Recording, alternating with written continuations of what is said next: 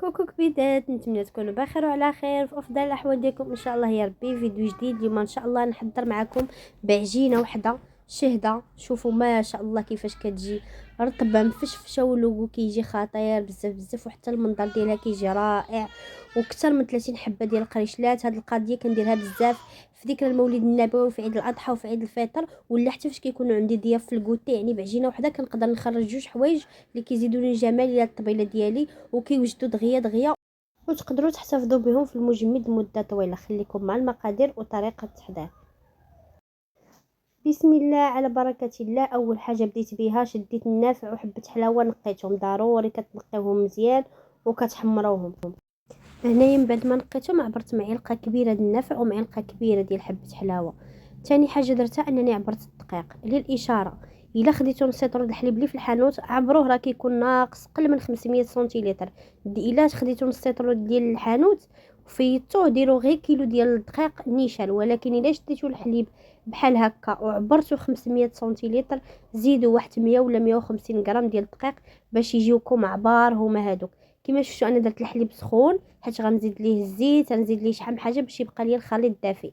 درت نص لتر د الحليب 500 سنتيلتر، درت معلقه صغيره ديال الخل، غندير جوج خنيشات ديال الفاني كما كتشوفوا.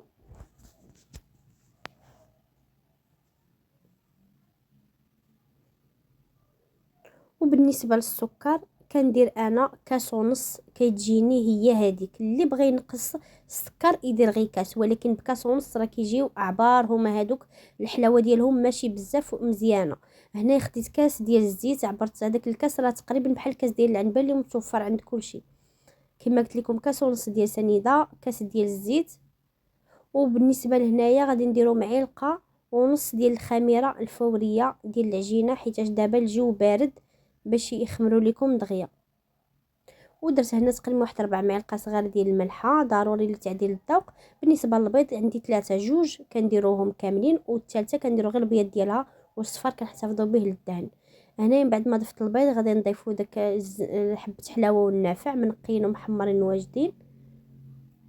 واخر حاجه كنضيفوها هي الدقيق. هنايا سوا كتعجنوهم بالعجانه سوا بيديكم، راني ديجا مشاركاهم معكم في القناه ما مره ما جوج كنعجنهم غير بيدي. كان عندي الوقت كنخلطهم غير بيدي حتى دغيا مع الخليط كيكون شويه جاري دغيا كتساليوهم. والمقادير مضبوطين كتخلطوا كلشي دقه واحده. اخر حاجه غنضيفها هي الدقيق ودوك جوج خمارات ديال الحلوه صافي، وغادي نخليهم حتى يتعجنوا.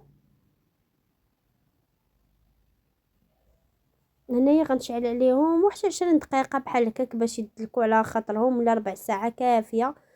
وغادي نطفي عليهم، ما خليتهمش يكملوا كاع حيت دغيا كيتجمعوا صراحه.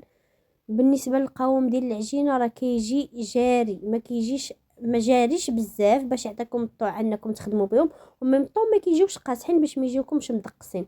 راه كيكون القوام ديالهم جاري. غير تبعوا داكشي اللي قلت لكم، راه كيجي القوام ديالهم هو هذاك. هنا غنخليهم يدلكوا ونغطيهم حتى يخمروا ليا. شوفوا تبارك الله هنا راه خمروا. غطيهم بشي ميكا وديروا عليهم شي كاشه ولا حتى دابا كاين البرد. هنايا قطعت قطع صغار ديال الشكلاط باش نصايب الشهده، بما ان انا فاش كنديرهم هكا سخانين كنبغي ندير الشهده الكوتي. والقريشلات راه كنحتفظوا بهم في المجمد فوق ما بغيناو، كتجبدهم بساعتين ولا 3 وكتدخلوهم للفران. راه بحال يلاه شعلتو بحال يلاه طيبتوهم. هنا كيما شفتوا راه كنديرهم صغيورين قد المشماشات، كنديرهم كندير الشكاط لداخل وكنسد عليهم. واخا كيبقاو دوك الفراغات ماشي مشكل، راه كتخمر وكيتزداو. شوفوا لي القريشلات قداش درتهم، راه قلت لكم صغارين قد المشماشات، حيت باقي غادي يخمروا ويضاعف الحجم ديالهم. بالنسبه لهنايا راه هنايا بالنسبه للدهن خديت صفار البيضه مع معلقه كبيره ديال الحليب، غادي نضربوهم مزيان. وشوفوا لي تبارك الله الشهده ديالنا من بعد ما خمرات ما شاء الله راه جات غزاله بزاف بزاف. بالنسبه دابا مع الجو بارد فاش تكملوا التكوار ديالهم شعلوا الفران من قبل حتى يسخن وطفيوه وحطوهم فيه باش يخمروا لكم دغيا. هاد الطريقه انا كنديرها، كنشعل الفران حتى يسخن وكنحط فيه اللاطات ديالي كاملين باش كيخمروا ليا دغيا. هنايا بالنسبه لطريقه الزين كتبقى اختياريه، انا زينتها بشويه ديال الزنجلان الابيض والزنجلان الاخر وقطع الشكلاط كما قلت لكم كيبقى اختيار ديالكم. انا هكا كيعجبني نديرها. شوفوا القريشات من بعد ما خمروا لينا غندهنوهم بالبيض ونديروا لهم شويه ديال الزنجلان من الفوق. وكندخلهم الفران. شوفوا تبارك الله الشهده هنا في هذا الاثناء درت اللاطه ديال القريشلات، وشوفوا لي الشهده طابت. شوفوا تبارك الله كيفاش جات محمره غزاله صراحه، زوينه بزاف بزاف. غير جربوها راه ما غاديش تندموا عليها، كتجي زوينه ومفشفشه وكتنفعكم صراحه. وهنايا شوفوا لي القريشلات ديالي راهم في الفران، كتقيسوهم فاش كتلقاو داك الوجه ديالهم بدا كيقصح يعني كيكونوا طابوا، غتهبطوهم لتحت يتحمروا. شوفوا لي ما شاء الله كيفاش جاو محمرين غزالين. غير خذوا عبار واحد بقاو تقطعوهم بحال باش يجيوكم نفس الحجم. وهنايا تبارك الله شوفوا من بعد ما طابت لنا الشهده وطابوا القريشلات راه كيجيو زوينين تبارك الله. غير جربوهم ما غاديش تندموا عليهم. شوفوا لي الشهده كيفاش جات من الداخل تبارك الله، جات غزاله بزاف بزاف ورطبه هشيشه.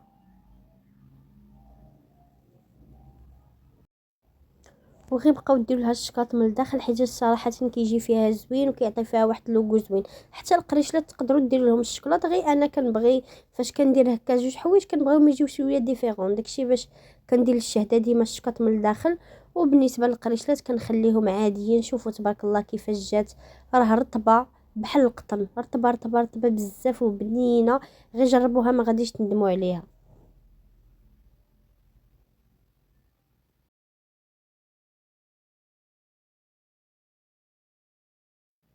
وهذا هو الشكل النهائي ديال القريشلات ديالنا، راه كيعطيو اكثر من 30 حبه تبارك الله. شوفوا بعجينه وحده خرجت اكثر من 30 حبه د القريشلات وخرجت شهده. وشوفوا لي على تحميره ورطبين بحال القطن، عرفتوا رائعين. كيحمقني ناكلهم وهما باقيين سخانين زوينين.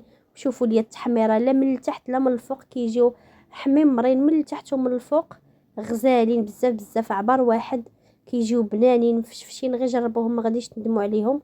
واللي عجبو الفيديو ديالي ما يبخلش عليا بلايك، لأول مرة كيشاهد القناة يشترك فيها وفعل الجرس باش دائما يوصل جديد. دمتم في رعاية الله، إلى اللقاء في فيديو آخر إن شاء الله.